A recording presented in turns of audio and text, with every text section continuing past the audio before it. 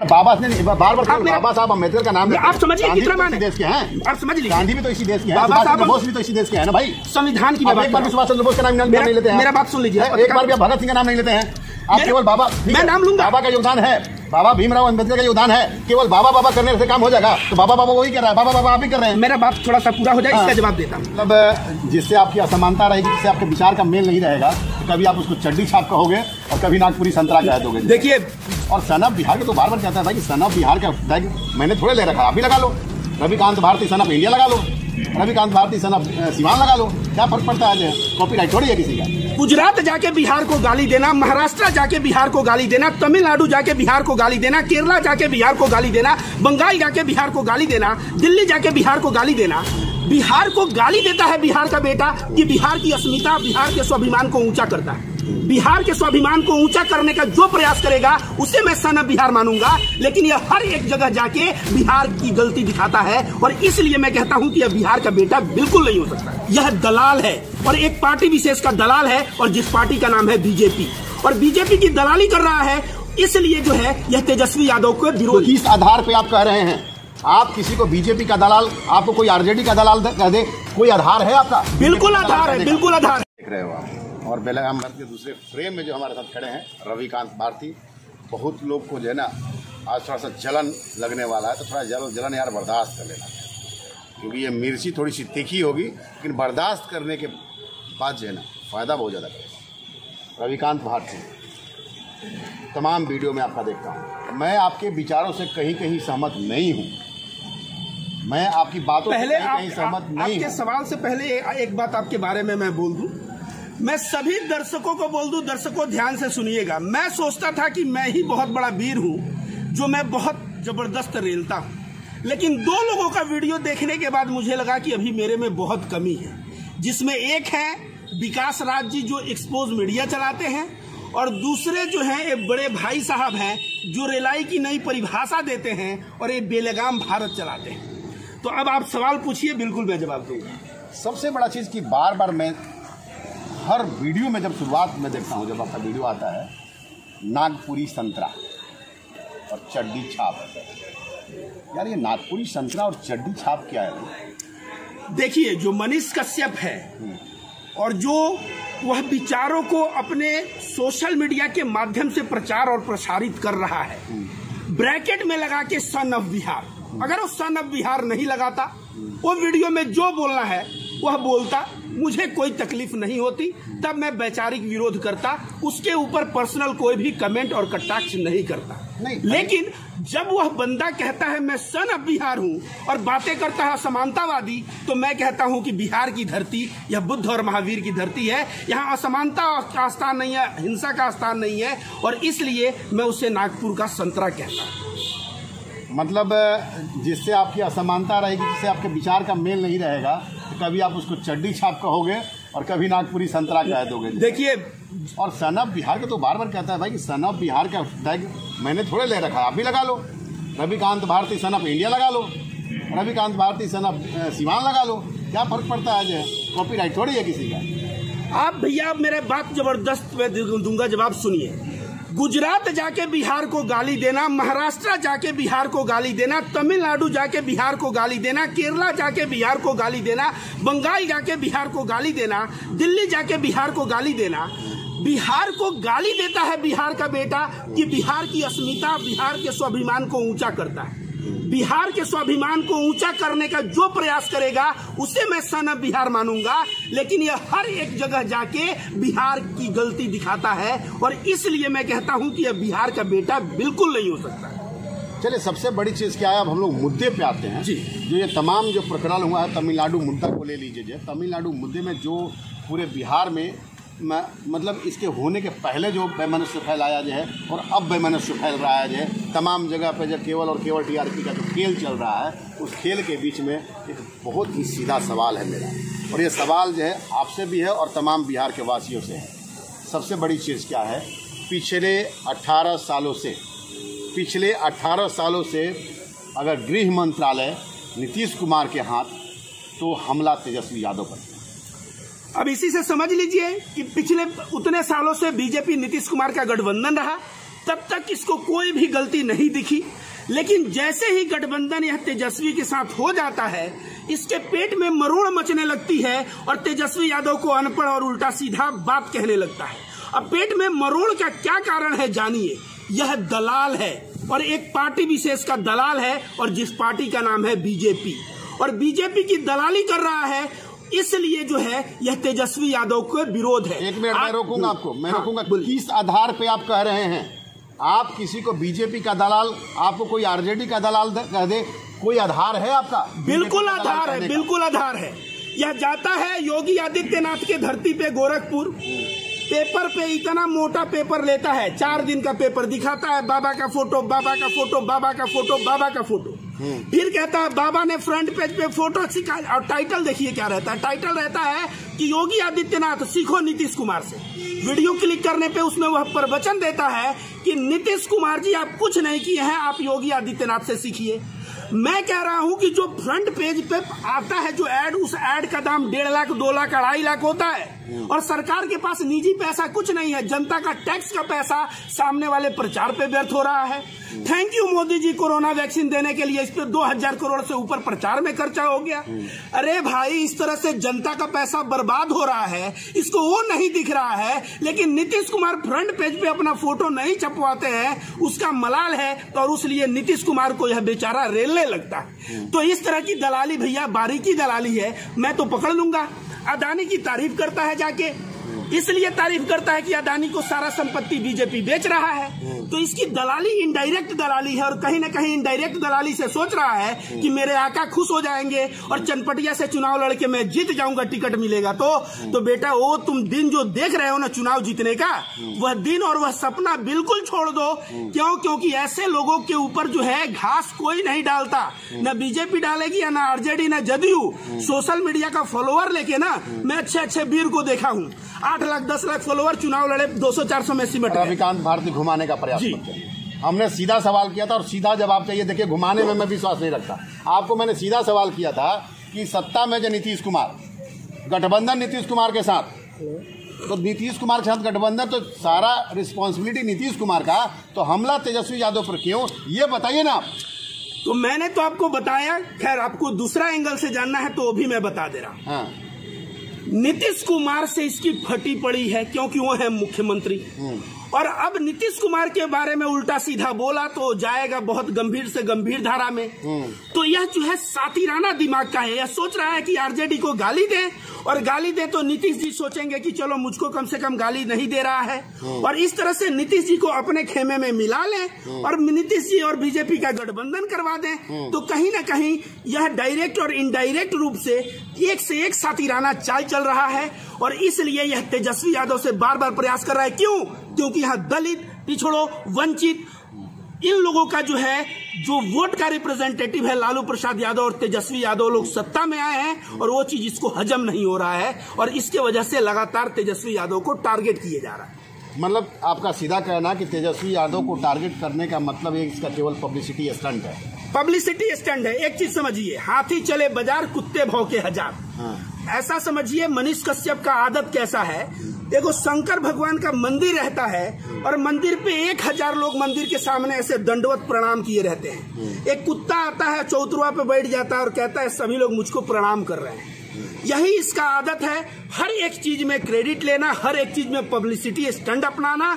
लेकिन लोग समझ गया है कि यह जो है कुत्ते के बराबर है, इसको थोड़ा सा भी बिहार और देश के जनता से कोई सपोर्ट नहीं है। यह जो है अपने मुंह मियां मिट्टू बनने का प्रयास करते रहता है। एक चीज और देखा गया है कि तमाम अपने बयान में मनीष कश्यप कहते हैं कि बिहार की पुलिस से हमको दिक्कत नहीं है। ध्यान से सुनिएगा जी, बिहार की पुलिस से हमको दिक्कत नहीं है, हमको दिक्कत जो है वो जो है तेजस्वी की पुलिस से है। तो बिहार की पुलिस अलग है और तेजस्वी की पुलिस अलग है क्या? भैया, ये सातिराना दिमाग है, और यह सातिराना दिमाग को समझना पड़ेगा। इसको भोजपुरी भाषा में दोगलई कहा जा रहा है। समझिए, एक तरफ से पुलिस से फट रही है कि पुलिस पकड़ेगा तो पछवाड़ा मार मार के सुझा देगा, तो पुलिस की कैसे थोड़ा सा तेल मालिश कर दे, कैसे पीठ सहला दे। एक तरफ से पुलिस का पीठ सहलाने का कार्य और दूसरे तरफ तेजस्वी की पुलिस कह के तेजस्वी यादव को टारगेट करने का कार्य। मतलब पुलिस को डायरेक्ट इनडायरेक्ट रूप से यह गाली भी दे रहा है और पुलिस के अहंकार को जो है थोड़ा बहुत बूस्ट भी कर रहा है कि पुलिस इससे अच्छा बर्ताव करे। तो इस बार इनको समझ में आ जाएगा, जब इनको जाना पड़ेगा अंदर ना, जैसे ही अंदर जाएंगे मेरी भविष्यवाणी सुन लीजिए, इसके ऊपर लगेगा यूएपीए, क्योंकि इसका जुर्म छोटा नहीं है। बिहार इतना बड़ा, करोड़ों करोड़ों बिहारी रहते हैं, तमिलनाडु में करोड़ों लोग रहते हैं और दो मासेस में, दो समुदाय में यह झगड़ा और आग लगाने का प्रयास किया है।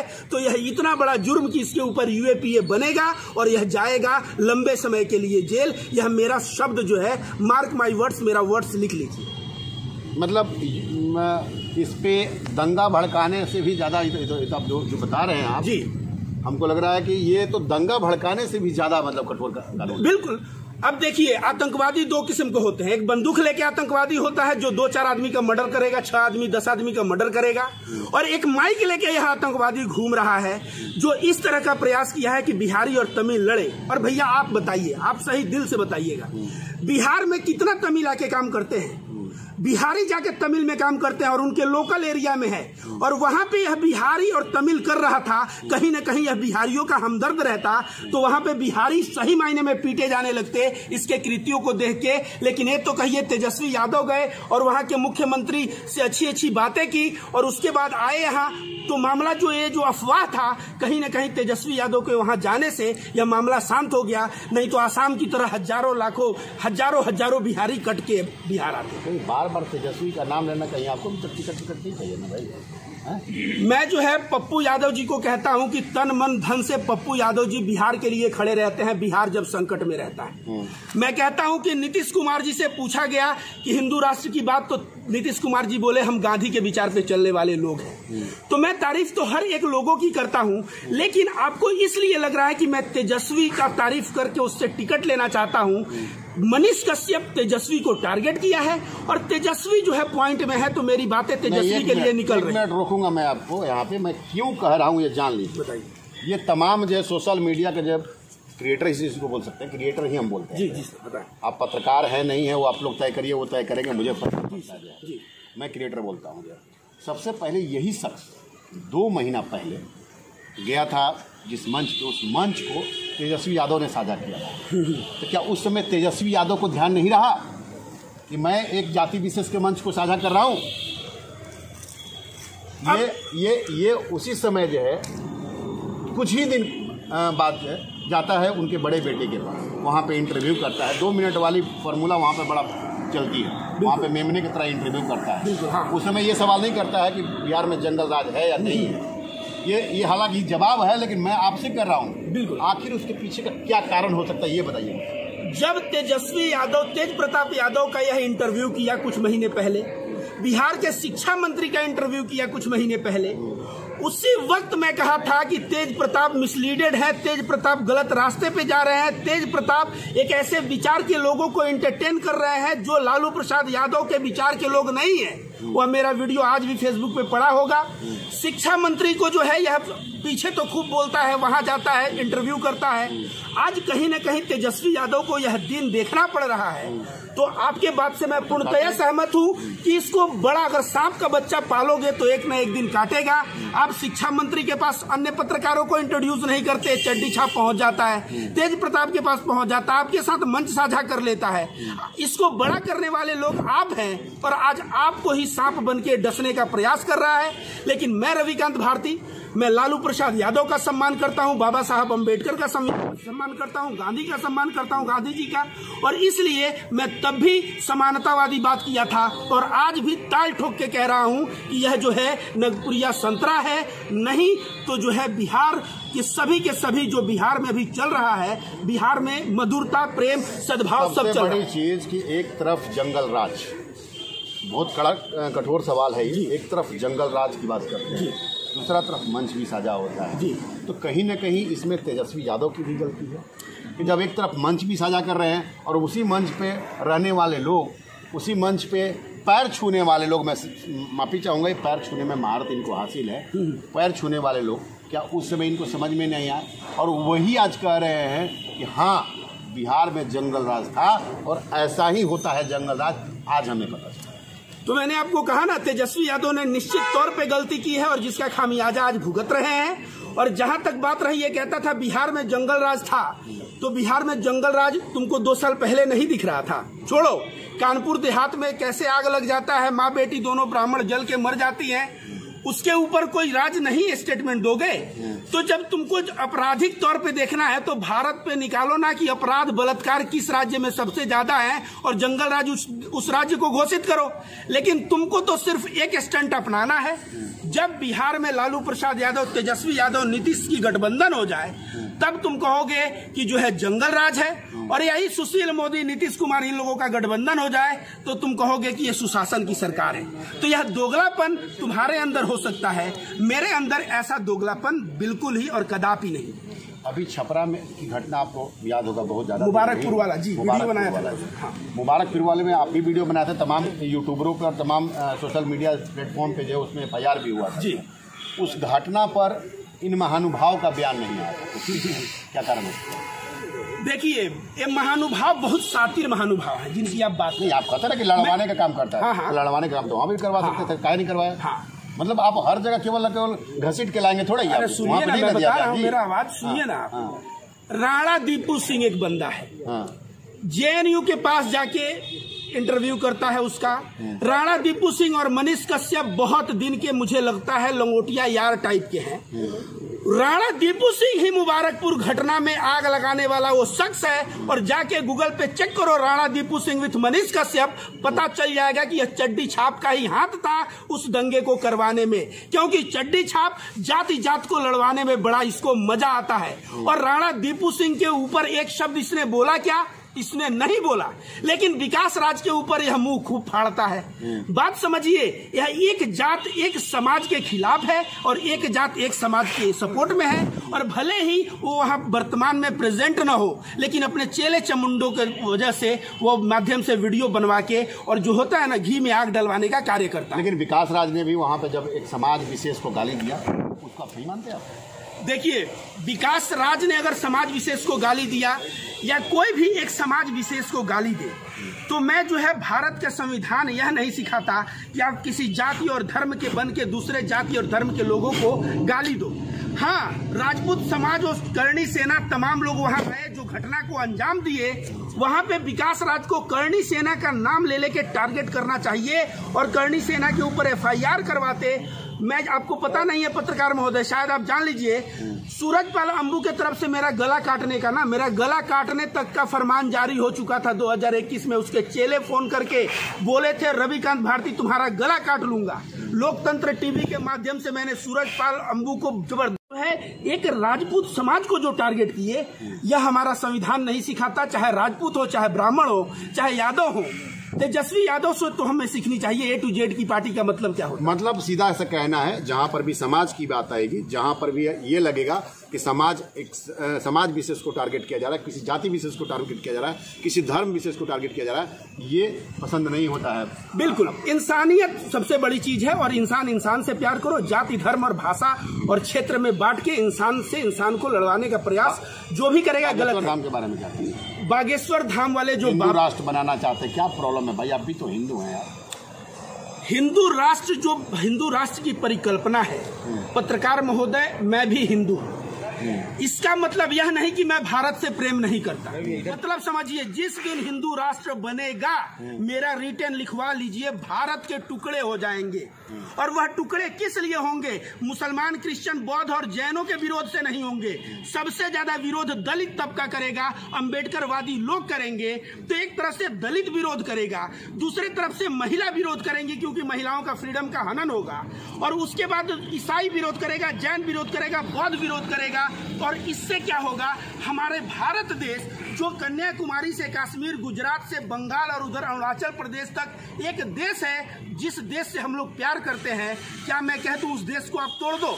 मैं नहीं कहूंगा। और बाबा साहब अम्बेडकर ने देखिए पाकिस्तान क्यों दो भाग में टूट गया? बार बाबा साहब अम्बेडकर का नाम आप समझिए कितना मान है देश के हैं, आप समझ लीजिए। गांधी भी तो इसी देश के हैं, सुभाष चंद्र बोस भी तो इसी देश के हैं ना भाई। संविधान की एक बार भी सुभाष चंद्र बोस का नाम नहीं लेते हैं। मेरा बात सुन लीजिए, एक बार भी आप भगत सिंह का नाम नहीं लेते हैं। आप केवल बाबा, मैं नाम लूंगा, बाबा का योगदान है, बाबा भीमराव अंबेडकर का योगदान है। केवल बाबा बाबा करने से काम हो जाएगा? तो बाबा बाबा वही कर रहा है, बाबा बाबा आप ही कर रहे हैं। मेरा बात थोड़ा सा पूरा हो जाए, इसका जवाब देता हूँ। पाकिस्तान बनते ही दो भाग में क्यों टूटा पाकिस्तान और बांग्लादेश? क्योंकि वहां पे कहा गया इस्लामिक राष्ट्र और उर्दू तुम्हारा भाषा है। बांग्लादेशियों के घर में किताब चेक होता था कि उर्दू का है कि बंगला का है, ये बंगला बोलते हैं कि उर्दू बोलते हैं। और जब भाषा को थोपा गया तो क्या हुआ, पाकिस्तान दो भागों में बट गया। तो मैं इसलिए बाबा साहब अम्बेडकर की दुहाई देता हूं कि उन्होंने जो संविधान बनाया, सोचिए कन्नड़ भाषा से लेके भोजपुरी भाषा से लेके अवधी भाषा से लेके बंगाली, सभी भाषा के लोग रहते हैं, कोई झूठ झमेला नहीं। सभी धर्म के लोग रहते हैं, कोई झगड़ा नहीं। सभी क्षेत्र के लोग रहते हैं, कोई झगड़ा नहीं। सभी साउथ इंडिया का खाना अलग, पंजाब का खाना अलग, बंगाल का खाना अलग। चले जाइए गुजरात का जो है ब्राह्मण जो लहसुन प्याज नहीं खाता है, बंगाल का ब्राह्मण मछली से ही बात करता है। तो इतने विभिन्नता होते हुए भी आज हमारा देश एक क्यों है?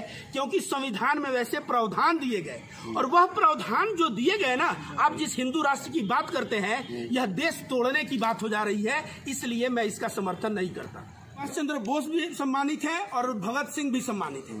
मैं बाबा साहब अम्बेडकर का नाम इसलिए लाता हूं, जहां भी संविधान की नाम आती है मैं बाबा साहब अम्बेडकर की बात जोड़ता हूं, इसलिए लगता है कि मैं अम्बेडकर की नाम ज्यादा ले रहा हूं। लेकिन महात्मा गांधी, जहां तक बात है महात्मा गांधी की, तो मैं तो 1000 वीडियो में बोला हूं पत्रकार महोदय कि मैं गोडसे का विचारधारा का नहीं हूं, मैं गांधी का विचारधारा का हूं। मैं तमाम वीडियो में बोला हूं कि बिहार बुद्ध महावीर की धरती है और गांधी की कर्म भूमि है। तो महात्मा गांधी मेरे अक्सर वीडियो में अमूमन मिल जाएंगे आपको, लेकिन संविधान की जगह मैं बाबा साहब अम्बेडकर का इस्तेमाल कर रहा हूं। दूसरा नंबर बात, सुभाष चंद्र बोस हो गए, भगत सिंह हो गए, यह लोग जो है भारत को बहुत कुछ दिया है। और सुभाष चंद्र बोस आपको बता दें, वो भी चड्डी छाप विचारधारा के खिलाफ थे और भगत सिंह भी खिलाफ थे। उनके लिटरेचर जाके पढ़िए।